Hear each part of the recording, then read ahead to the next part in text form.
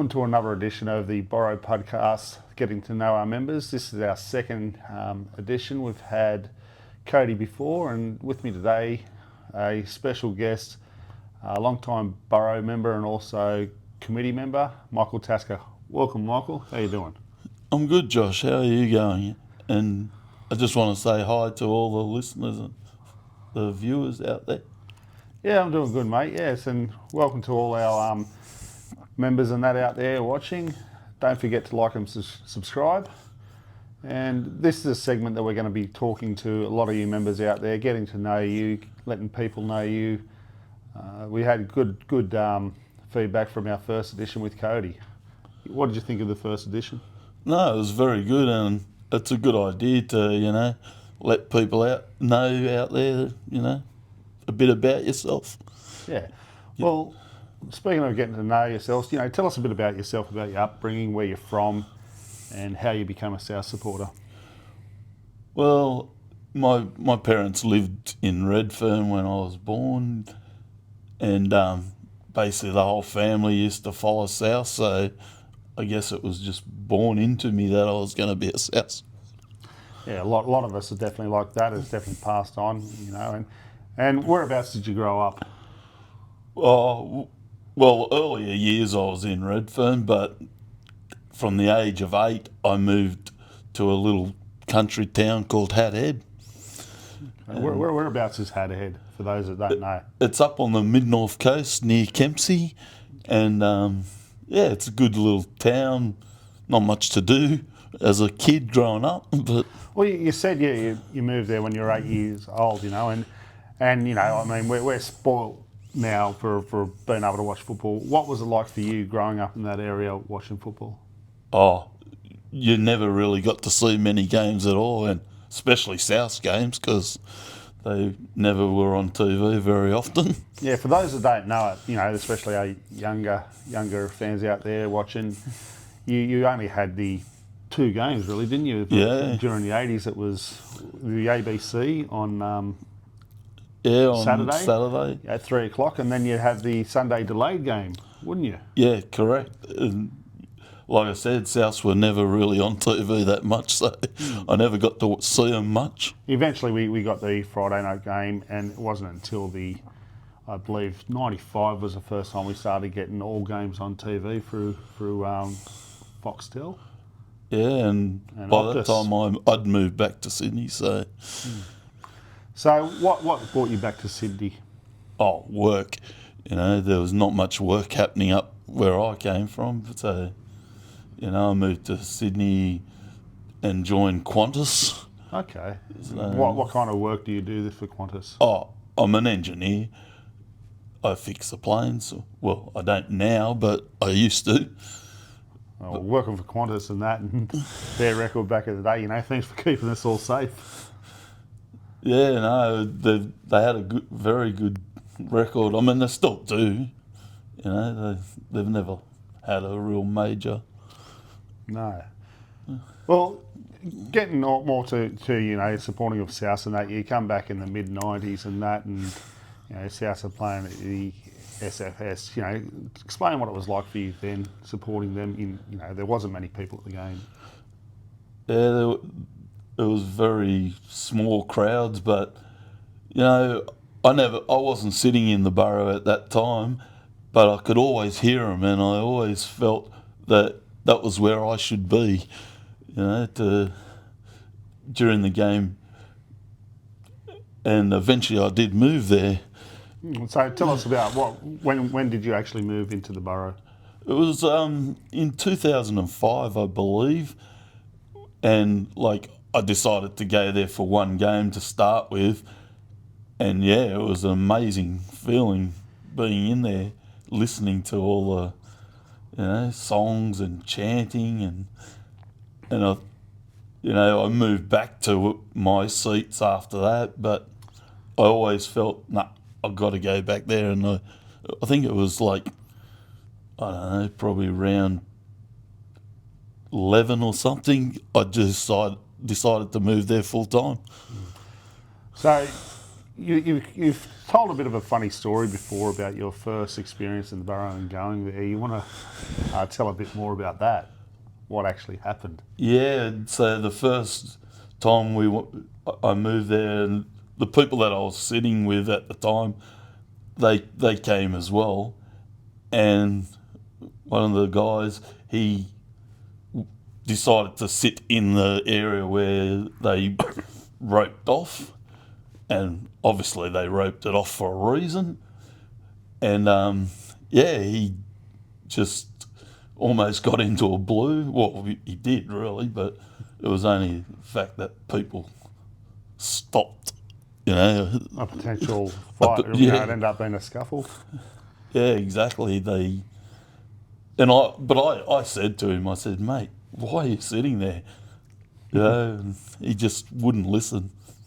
For those viewers at home that don't know, we usually tape off an area for the core group that's standing only, and so that's the thing. And we usually open it up, say 15 minutes before kickoff, so those that want to stand can go in. And Michael, you only know that too well, and yeah, I do.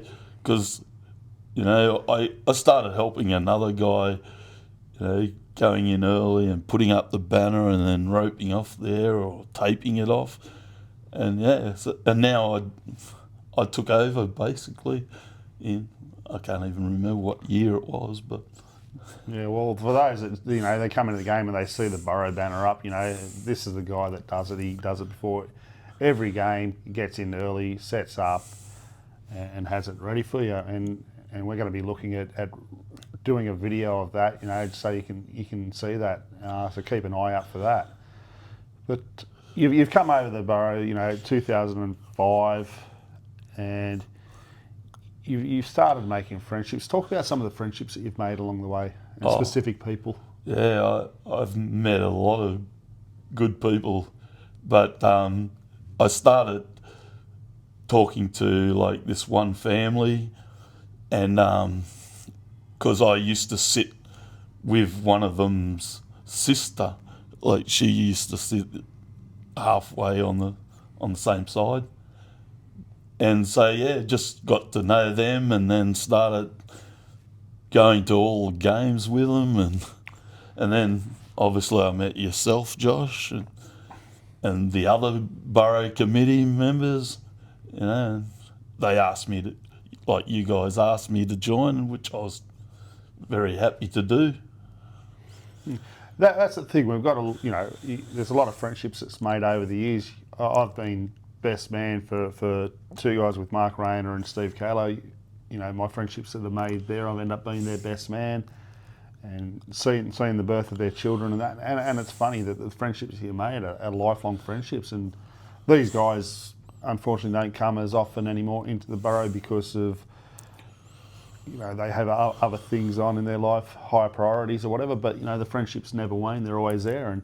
And the family they're talking about, they're very well known around. They've been around for a long time. You got obviously my partner Pat. You got all her family and all that. But there's a very special one I want to touch base on is Judy. You want to talk a bit about her? Oh, just a wonderful person. Obviously she was deaf, and but just an amazing character, really. Not only deaf, but non-verbal as well. Yeah, non-verbal, yes. But she had a way of speaking, didn't she? Oh, she certainly did. And she'd let you know if she didn't like what you were doing and that. She was, an amazing character. Yeah. And sorely missed. Yeah. Well, as you heard, he said sorely missed, and unfortunately, Judy passed away a couple of years ago. It was basically a week after John Sattler, wasn't it? But it was. She's no doubt watching games up above, and there's certainly many laughs that we've had with her. But speaking of laughs, we've had plenty of laughs over the years. Anything that stands out for you? Oh, laughs. Yeah, there's been any number of them. I mean, I remember coming back from Townsville one year, and one of the guys got sick on the plane and spewed over people. Yeah, I don't know if that's so funny. It wasn't funny for the people that... It wasn't funny for the people that it did, but... Yeah, there's been some things. But, mate, there's been so many of them. Now, you came into the Burrow and it took you a while to kind of find your feet in there, and you started coming on away trips. Do you want to talk about, firstly, your first away trip? Yeah, well... And how it happened? Well, I decided I wanted to go on these away trips, and obviously working for an airline, it was helpful. But, you know, I just asked, like, my friends, Pat and that, if they wanted to go, and that they were keen to go as well. So we just decided, yeah, let's do it. And that was, I think, 2006. And our first trip, I think, was to Townsville. And yeah, you know, it was a good game. We actually won the game, so. Yeah. But it was nervous the last 15 minutes. I believe that was 2007. Oh, It was okay. a Monday Could have night, been. Monday Could have night been game. too. Yeah.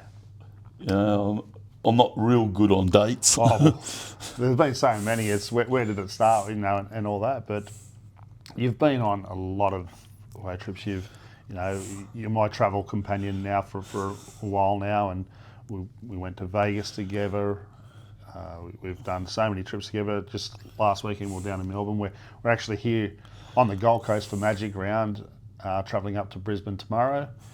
And any standout games for you on the away trips?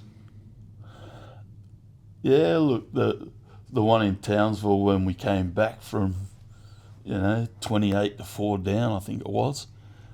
That was definitely a memorable time, and obviously Vegas, that was an absolutely amazing trip.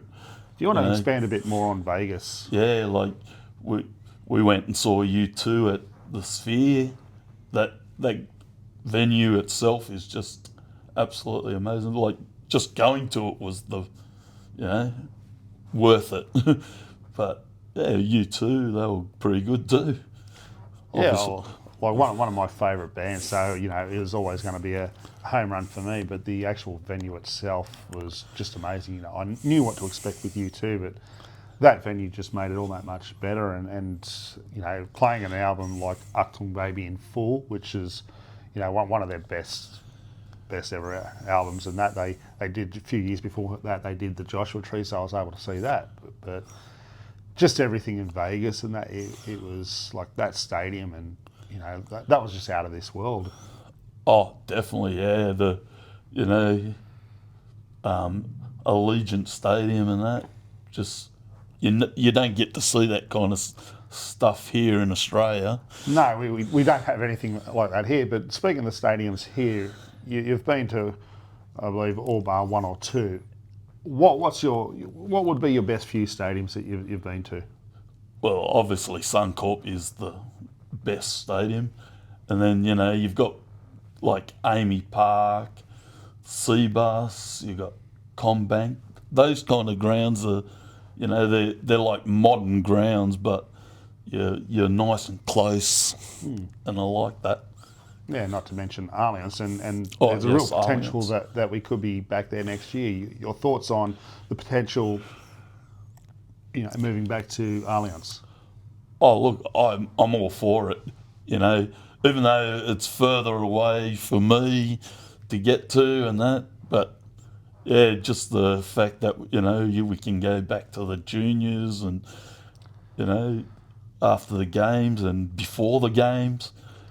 Well, that's a big thing, being able to go to the juniors, meet up before the game, even after the game, and that back in the day when we were at Allianz before we had the South Leagues Club, where we used to go. And it's funny because we got to meet a lot of people there after the games, a lot of people that we're still friends with now, even though they're not part of the Burrow, they're just members on the other side. And I know we've got the members bar after the game, but it's very limited to who goes back there now. So it's definitely a huge advantage there being back at Allianz to have that. the other thing is the light rail as well. It's quite simple. It makes it quite simple. So there's a lot of advantages there that a move back, and not to mention a better stadium all round where, you get a 15,000 crowd there. Compare it to Acor, it's much different, isn't it? Oh, definitely, yeah. Like, 15,000 in a stadium like that, the noise is a lot higher because you're closer to the action and it echoes, whereas 15,000 at Allianz,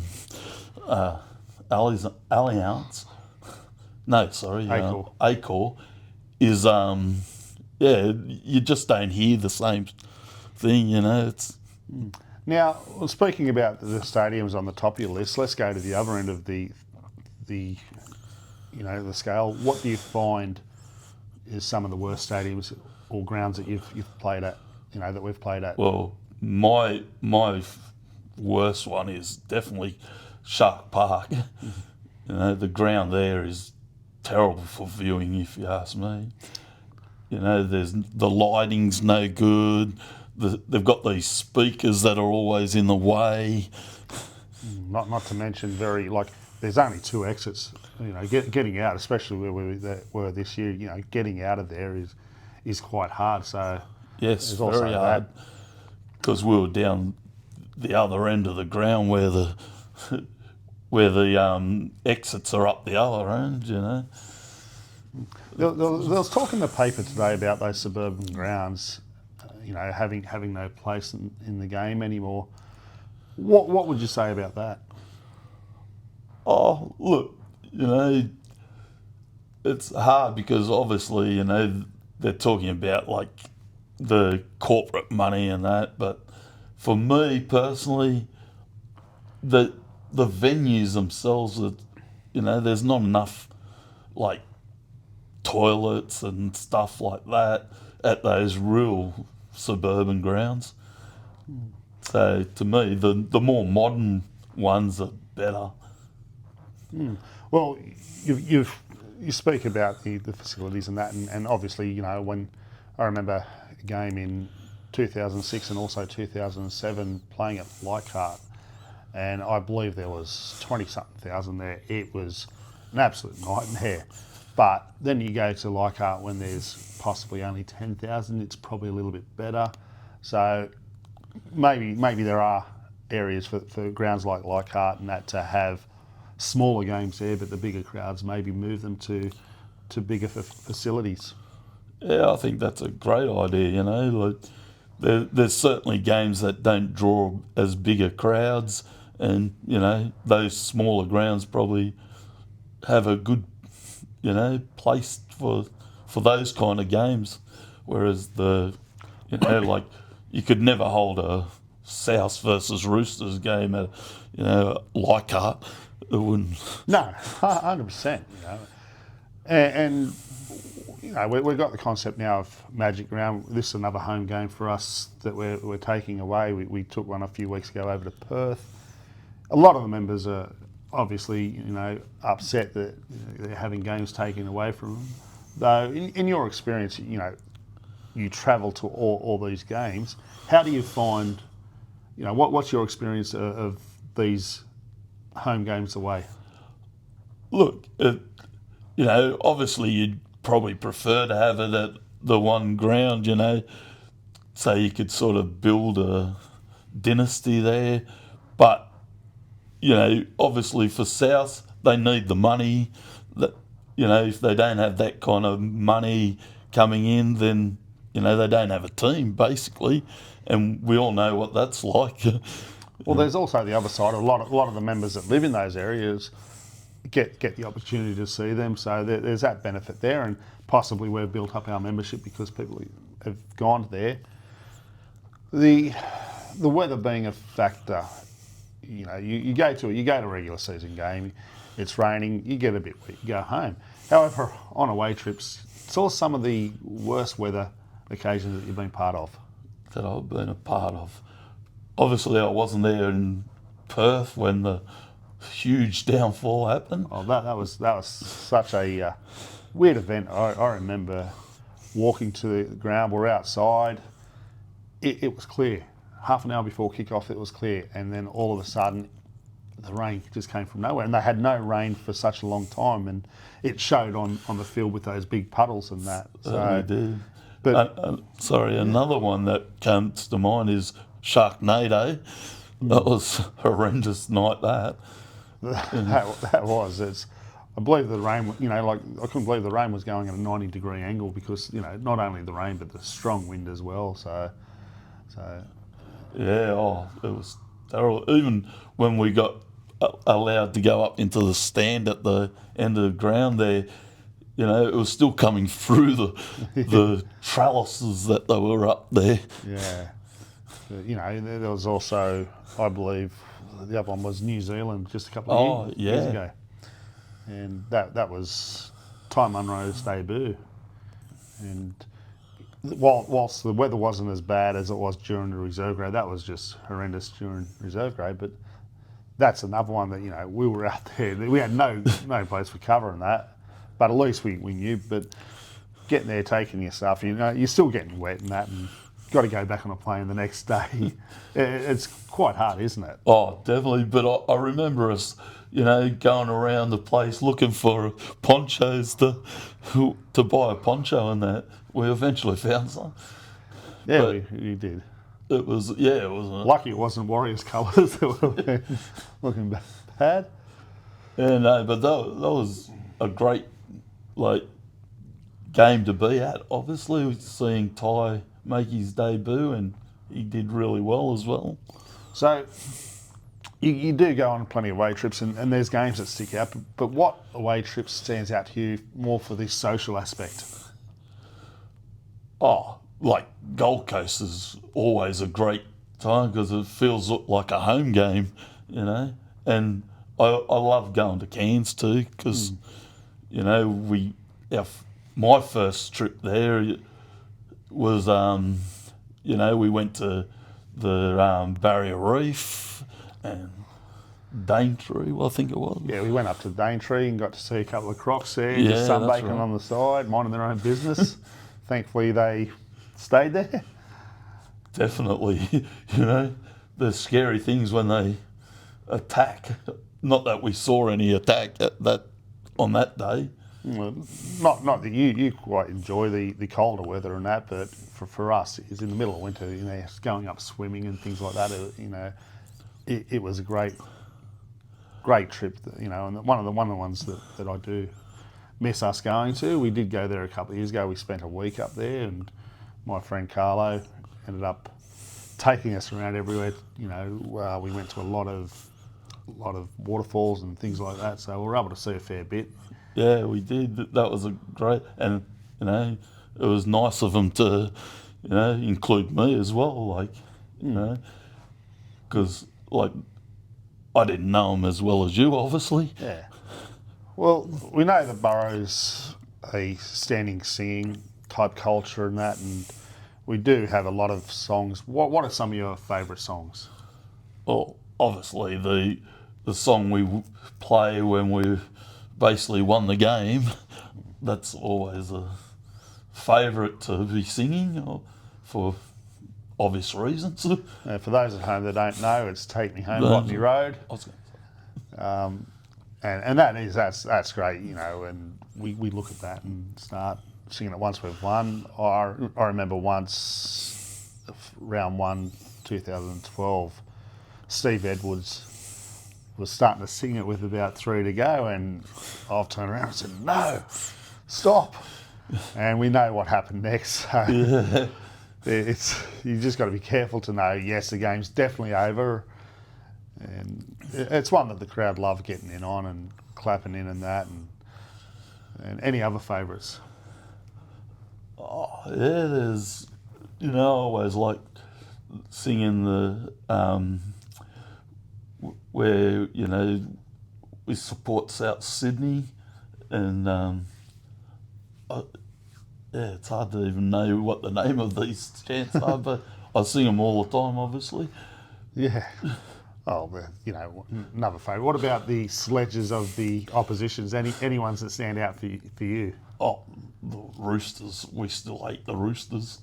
That's always a good one to sing. Oh, I think the best one is there a fire drill? That's a great one. Yeah, that is good. Now, obviously, we all hate the Roosters, and as you do. Other teams that you despise? Yeah, Melbourne. It's probably a bit because we've not got a good record against them, but yeah, their supporters. I don't know. They just don't do it for me. Like, they can be winning and you just don't hear them. Is there any stories of that you've had where opposition fans have taken it a bit too far? Oh, definitely. When we were in Townsville one year and like we had this one guy behind us and he'd be heckling us all game and and then like every time they score he'd come along and he'd push me up against this railing that was in front of us and yeah, I nearly got into a blue. The closest I've come to being in a blue at a game. Well, for anyone that knows Michael over the years, it's something it takes a lot for him to get angry and even raise his voice at someone. So it must have been a bad experience for you. And what happened to the guy? Luckily, I just went to him at half time and just told him like, you can say whatever you want, I don't care, but just don't push me. And then the security got involved and he got kicked out, luckily. Yeah, deservedly so. Now, we've got a lot of younger guys starting to come into the Burrow and that, and a lot of people have found it maybe harder to come into the core area that wants to. What would you say about those that are thinking about coming up to the core area or even just joining the Burrow? Yeah, I'd just say, like, if you're thinking about it, just take a leap of faith and just come in, introduce yourself. And, it's an amazing feeling, like when I did it in 2005, I've not looked back. So, yeah, just give it a go. It's just a different feeling when you go in there and you meet everyone and, yeah, just give it a go. Well, we're up here for Magic Round, as I pointed out earlier. The concept of Magic Round, this is the 6th year now, and I think you've been to all 6, haven't you? I'm pretty sure I have, yeah. And what's your thoughts on the concept of Magic Round? Yeah, look, it's an interesting thing to do. You got all the teams there, all the team supporters around. So yeah, I think it's a good thing to have them all in one ground.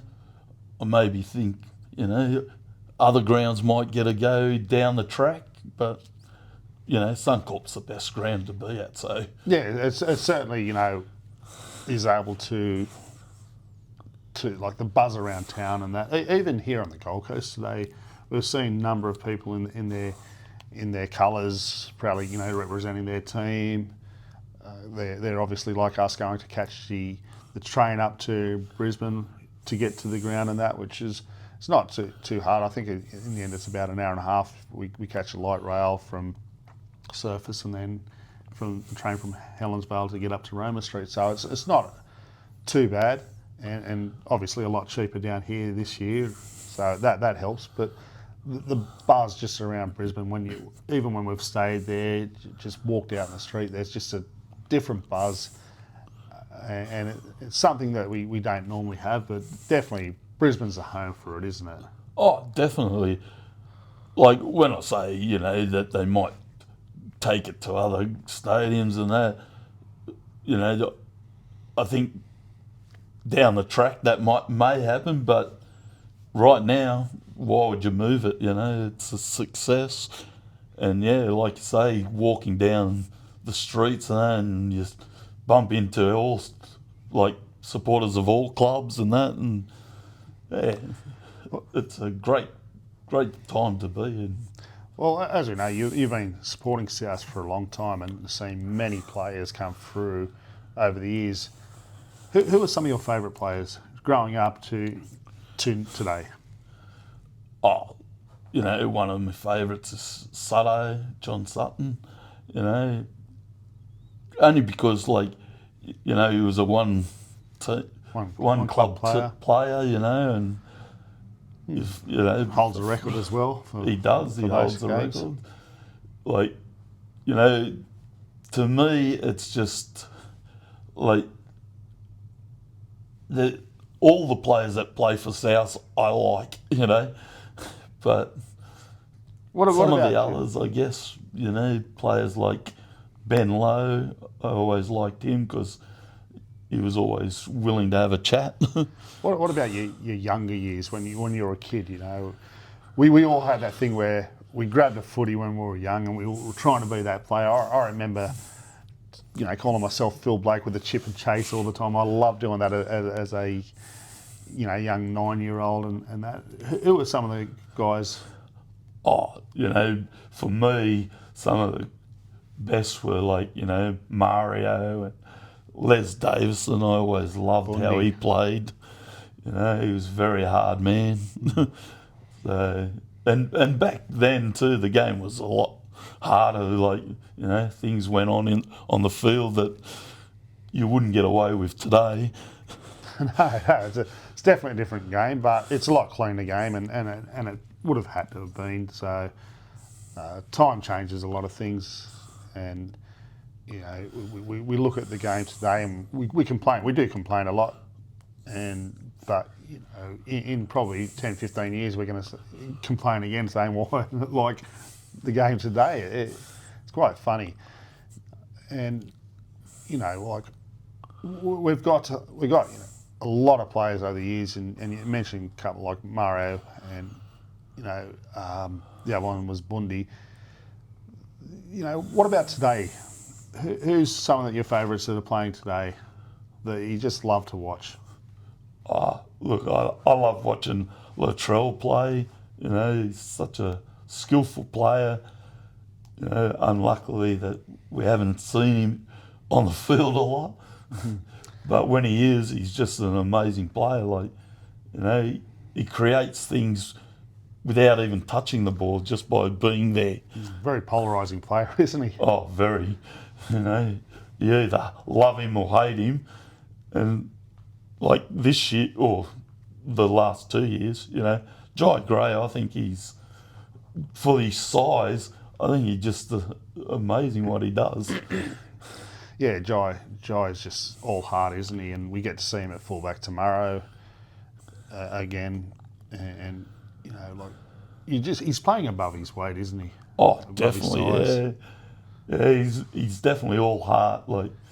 He just puts everything into every play, really. I don't think anyone can doubt that up until now he's been our best player this year. Oh no, he's been definitely the best player for South. He's one of the best in the NRL at the moment, really. Well, a couple of weeks ago he was leading the Dally M's, and that in itself is an achievement. Last 2 games have been a bit poor by us, so he wasn't going to poll points in those losses. Hopefully tomorrow, with all the players we have out, we can somehow pull off a win and he can poll some more points there, because it'd be great to see a South player win the Dally M. I mean, Rocky Laurie was the first one, the very first year, and we haven't had one since. Yeah, it's been a long time since we had a player like that. I think the closest we had was 2014. Sam Burgess was right up there. He finished 3rd, and I believe Cody Walker in 2021 only held back by a stunning season by Tom Trebojevic. Yeah, that's right. Yeah, Cody was very good that year, and a lot of try assists and line break assists. Didn't he broke the record for line break assists or something that year? I think he did. But yeah, look, it'd be great to see a South player up there. I don't know if it's going to be this year, obviously, but even in that loss in Melbourne, those 2 try-saving efforts that he made, it was just, that's just all what Jai Gray's all about. He puts himself in the contest, doesn't he? He puts himself there every moment. That's something. You can never lack the guy's effort. And sometimes, his size might not get him the ability to actually get there, but you definitely can't, argue, his effort areas. Oh, definitely. Yeah, you can never fault that. As I said, for his size, the things that he does is just amazing. And yeah, look, hopefully, we're going to have a lot of players coming through over the next few years, Certainly a lot of young talent coming through, isn't there? Yeah, with all these academy things they've got now, it's great. Yeah, well, we haven't really touched base on it yet, but a special day. It was October 5th, 2014, and whilst you were alive when we won premierships previously, you never got to really witness it or be able to experience it or remember it. What did that day mean to you? Oh, that meant everything to me. It's what I've always wanted to, because like you said, I was alive when they last won the premiership before that, but yeah, I was way too young to remember anything about there. I don't even know if I went to the game. I probably didn't. But yeah, no, that was a big day too, because it started very early and finished very late. Yeah. In fact, I went straight from the juniors afterwards straight to work the next day. Oh, there was a lot of tears in the crowd. There was tears on the field. You're seeing what it meant to guys like Greg and especially Sam, Sato, all those guys. They put everything into it that year, and they delivered a premiership for us. Talk about your celebrations afterwards. Well, yeah, we hired these buses, so we could just all go back to the juniors after the game, and yeah, the scenes there were amazing. We're out the front of the club, and the bus pulled up, and then all the players coming out. Yeah, it was like I've never seen that kind of thing before. No, it was certainly like Anzac Parade. They're all blocked off with all fans, and that when the bus pulled up, and then they went up into they come out on the balcony with the trophy and doing interviews and that. Was it George was singing to us, and then Tom was rapping. It was just an experience, and I don't think we can ever top that. Even we all want to win more premierships than that. But that was one that will always stick in our memories for life. Oh, definitely. I don't think it'll ever be beaten, because, especially for people like you who've gone to all these games and that, and we've been getting beat all the time. 43 years of not having anything. The feeling when we did win. It can never be beaten, I don't think, ever. I always say the hardest thing for us wasn't so much losing 2021, it was not being there. And COVID restrictions prevented that, and we had to sit and watch at home. You come over to Patricia's place to watch it with me and herself, and it was just hard watching that, wasn't it? It definitely was. The whole time you're there and you're just thinking, should be at the ground. But obviously for reasons out of our control, we couldn't be there. But yeah, it's very hard to be sitting at home. I find that even on any game, really. Well, that was I think I wore out Patricia's floor by just pacing all the time in games. Even when I was at home watching games, I just couldn't do it. And I remember the first game back when we were allowed to have fans.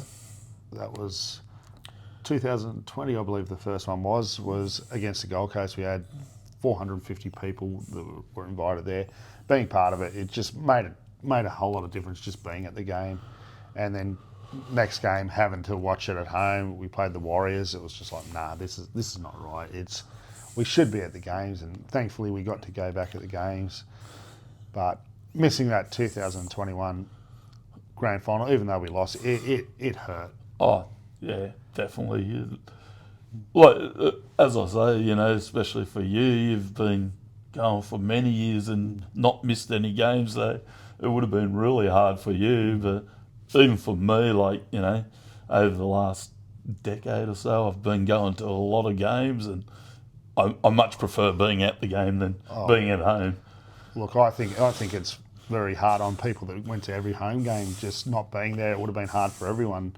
I think the viewers at home can know what we were feeling, because I bet they were feeling the same thing. Oh, definitely, yeah. You know, just not being able to go to any games, you know, it's yeah. I don't like it. What do you see the future of the Burrow, and where it's heading, and what do you see for the future, and what would you like to see? Oh, look, you know, we're trying hard to get it back to where it was, you know, and yeah, I think it's coming along really good, and like, obviously we need more people coming in and participating in the, you know, the chanting and that, and we all know that the, you know, the players, you know, they enjoy the singing and that, and that they've told us that it helps them. Yeah. So, well, that's good to know. And the Shannon Donato interview that I did touched on that, and I mentioned to Cody in the interview, which he never got to experience the old school Burrow with that. So I told him that the Roosters game this year very much felt like an old school feel of the Burrow. Yes, yeah, that was probably the closest we've been for a few years, you know, to that old school Burrow. There was a lot of people in there, and yeah, it just felt good, and you know, it's where we want to be. Like, so we're working on it, and we're getting there, but it's taking time. But well, you guys at home that are watching, you know, make sure you do come. Anyone that feels like this is the place for me, but you feel a bit, you know, daunted by coming up, just come, be part of it. The more the merrier. It's a great atmosphere when we get everyone in there. We've seen that at the Roosters game. Anyway, that about wraps us up right now. Any last thoughts, Michael? Yeah, like you said, you know, just come in, introduce yourself.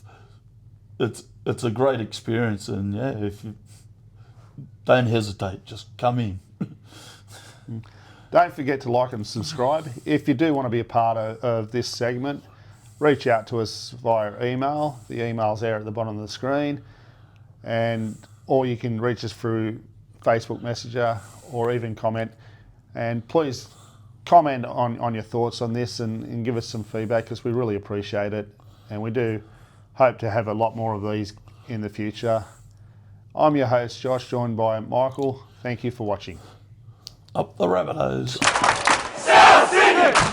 South Sydney!